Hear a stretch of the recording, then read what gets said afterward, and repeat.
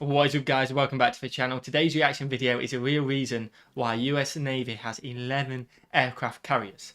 Interesting. Yeah, they've missed out an E in the title. Where? Oh, they have. Didn't even notice that. This is a legit page. Yeah, no, it is. It is. This channel has like a few million subscribers, I'm pretty sure, or a lot of subscribers. Smash that button for this channel and hit that subscribe button for us. 160k is not very far away, so smash that. Would really appreciate it. I thought it was just world dominance, so it could be. They could have a couple always out while a couple is in maintenance because it takes obviously a while to maintain. Yeah. And then they could also have quite a few in different places. Yeah. I don't know if you thought anything different or. I just thought it's because they can. That is a very good They can point. afford it. That is a very, very good Why point. not? If you can afford it, why not? True. Let's find out the real reason, though. And are you ready? Yes. Let's get into it. What we got? Carriers are so important to the US government that there is a federal law mandating the minimum number of operational carriers there's that a the law. US Navy must have. Wow. That I didn't know number that. is 11. But how did they come up with this number? And why is there so much emphasis on aircraft carriers and not on other types of ships? That's funky. The number of aircraft carriers, the size of the US Navy, and the size of always the mad, US isn't it? military as a whole all follow a simple formula that's based on two major wars. But it's not what you think. Okay. Being the most powerful is not the same thing as being powerful enough. You often hear that the United States has the largest and most powerful navy in the world, but just being number one is not necessarily sufficient. Okay. Just like how any MMA champion would be overwhelmed if they face multiple opponents at once, the most powerful Good point. military may also not be able to defeat the combined forces of multiple nations. So the question is, But give it a how good much guess. power is enough? The United States military doctrine is based around power projection. Okay. Power projection, simply put, is the ability of a country to deploy and sustain forces outside of their territory. Okay. To accommodate this, there are currently about 750 U.S. foreign military bases spread across 80 nations That is around a the world. lot. But the United States' primary means of power projection, especially where permanent basing is limited, is the Navy. And this is precisely why there is so much emphasis on aircraft carriers. Okay. Where is the closest aircraft carrier? They say that's the first question that U.S. presidents ask at the time of a crisis. But it's really the How come we air get wing it there? assigned to the aircraft carrier that the presidents are interested in. The carrier is just a floating airbase. The primary role of any aircraft carrier is to enable operation of the air wing that it carries. Yeah. Kind of like how bread is just a vehicle for delivering butter. What? And the true power projection that Wait, aircraft what? Bread is just a vehicle to deliver butter. Why do What? you have jam on bread? Oh, there you go. But what you use butter for quite a few things. I've never heard that analogy before. I kind of like it though, even though it's wrong. I do kind of like it. carriers are known for is really enabled by the airplanes in the carrier air wing, which can project do the tactical real air power, power don't they? over long distances, including airborne early warning, air interdiction, and air-to-surface warfare. In Okay. fact, the same law that currently demands the U.S. Navy to have a minimum of 11 aircraft As if carriers that's law. also requires a minimum of 9 carrier air wings. But how did the U.S. government come up with the number 11? The U.S. Navy's 11 supercarriers are more than all other nations' aircraft carriers combined, and That that's makes just sense. in quantity. Displacement aside, the American aircraft carriers are all nuclear-powered, giving them unlimited range. Yeah. But not all 11 supercarriers are deployable simultaneously. At any given time, about a third are in maintenance yards dealing with upgrades and overhauls, a third are undergoing training and preparation, and a third are on deployment.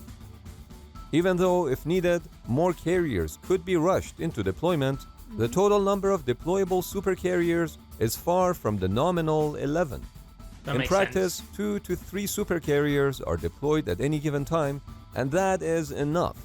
Enough to fight 2 wars in 2 separate regions of the world at once and decisively win both. That's mad, innit? Only Yeah. 3 needed. For Under that. President Lyndon B. Johnson, the U.S. Armed Forces were sized to be able to fight 2 wars at the same time. At some point, even a half war was added to be fought in the Third World. When Nixon took office in 1969, the formula was changed to accommodate fighting 1.5 wars simultaneously. Okay. Each president after that somewhat modified this strategy. But the basic measure still seems to be defined as the ability to fight in two geographically separated regions of the world nearly simultaneously. That does make sense. This is referred to as two major regional contingencies strategy or two major theater wars strategy. But I imagine all this potentially changes every time a new president comes in. Yeah. They can just change it whenever they want. So it's not set in stone, is it? No. But it makes sense. You're protected twice. Why, if you can be, why not? You know what I mean? Like you said, if you can, why not? Yeah. The ability to deter and defeat large-scale cross-border aggression in two distant theaters in overlapping timeframes is key for the United States to remain a global power and maintain its worldwide interests. The most recent example of this strategy in action is the two overlapping major wars in Iraq and Afghanistan. The Iraq War started in 2003, overthrowing Saddam Hussein, and the official withdrawal of US troops was completed in 2011. Although the mismanagement of the power vacuum following Saddam's demise gave prominence to ISIS in 2014, followed by the re-involvement of US troops. In parallel, the war in Afghanistan started in 2001 and went on for 20 years. In February of 2020, the US and Taliban signed an agreement in Qatar, where Taliban agreed to take unspecified action to prevent other groups, including Al-Qaeda, from using Afghan soil to threaten the US and its allies, in return for full withdrawal of all international forces from Afghanistan. By August 31, 2021, as the whole world was watching, the US and allied forces had hastily departed from Kabul, very hastily, putting the weren't Taliban back in control of the country. That's But this you don't idea really hear of much about it anymore, do you? No. Like, it's just all gone super quiet. But it Yeah. was like a super quick out of there, weren't it? fighting two wars at once goes back to the late 19th and early 20th century. The late 19th century was a time of territorial expansion for the United States. In 1898 alone, the United States annexed Hawaii, acquired Guam and Puerto Rico, and purchased the Philippines from Spain for $20 million. Okay. With some of those islands being in the Pacific and the rest in the Atlantic, Navy presence was required in both oceans.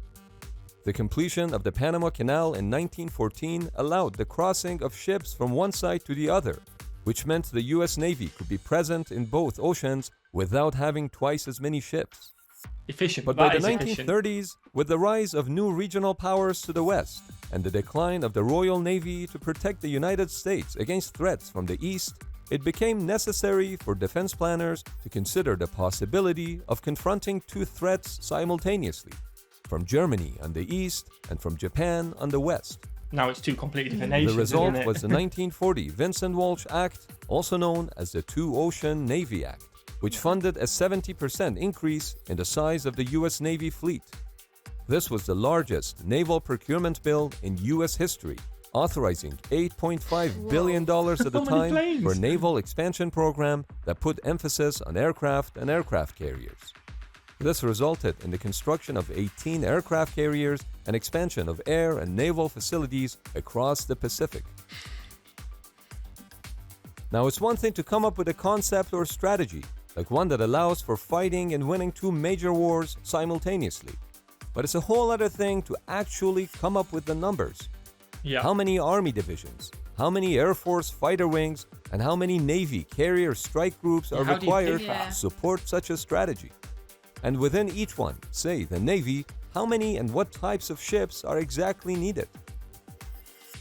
Surely that The ballpark's US always Navy's changing goal now. is to reach- Like, because if the other countries get more stuff, surely you then need to get more. You know what I mean? Yeah. So sure, it's got to be a bit flexible on that. 355 ships by 2034.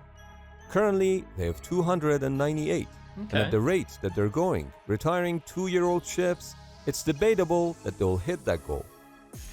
Remember that aircraft carriers are vulnerable on their own, which is why they never sail alone.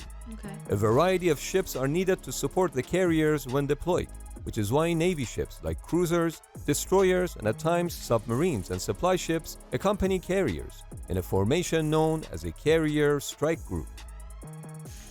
But conservative public policy organizations, notably studies done by the Heritage Foundation, call for a much bigger military For example, not a 355-ship navy, but a 400-ship navy. Some people want more. And not 11 aircraft Wow. carriers, but 13.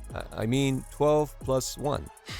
The one accounts for a carrier that is almost always undergoing extensive midlife overhaul. The rationale for wanting the other 12 aircraft carriers is to maintain one aircraft carrier at each of the 3 major regions of the world: Okay. Atlantic, Pacific, and the Mediterranean/Middle East.